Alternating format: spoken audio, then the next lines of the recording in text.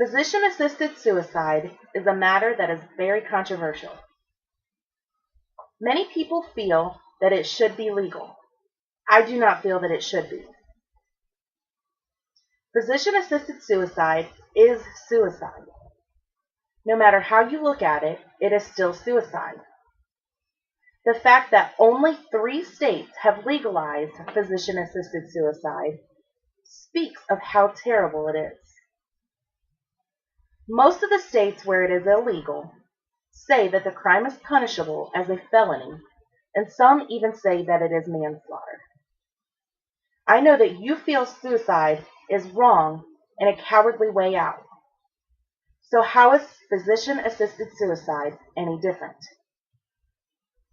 The only difference between suicide and physician-assisted suicide is the fact that a doctor is helping you kill yourself.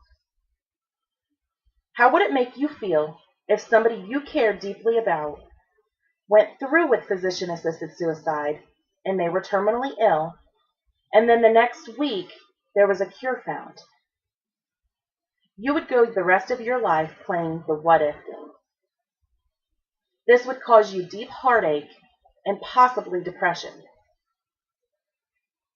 It would also always be in the back of your mind. You would constantly be thinking, what if they had just waited one more week? Would they have been cured? Would they have lived a long and healthy life?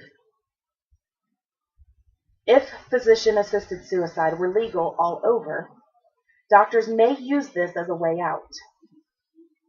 Doctors may not work as hard to find cures for diseases and illnesses because they would always know that in the back of their mind that if things got too bad and the patient just wanted to die, they could.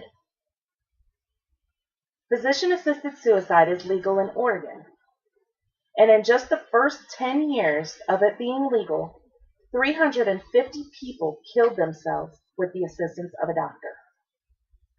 Who is to say of those 350 people they would not have been able to be cured of their illness? Physician-assisted suicide goes against the Hippocratic Oath. In the oath, it states, I will prescribe regimens for the good of my patients according to my ability and my judgment, and never do harm to anyone.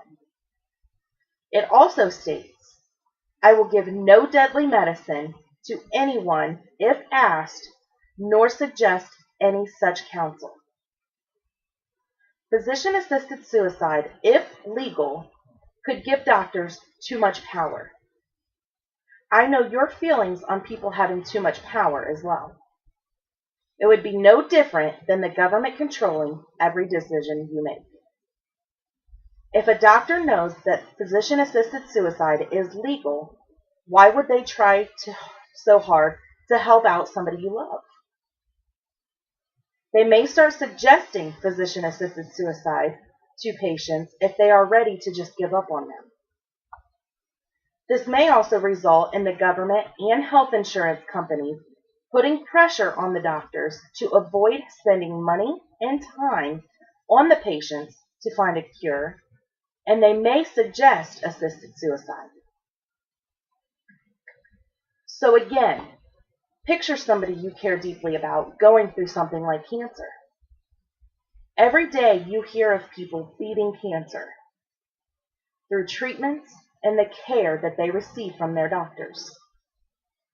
What if physician-assisted suicide were legal and those doctors didn't try so hard to help those people out? What if it were me battling cancer? Would you want me and my doctors fighting, or just giving up and eventually resulting in the doctor helping me commit suicide?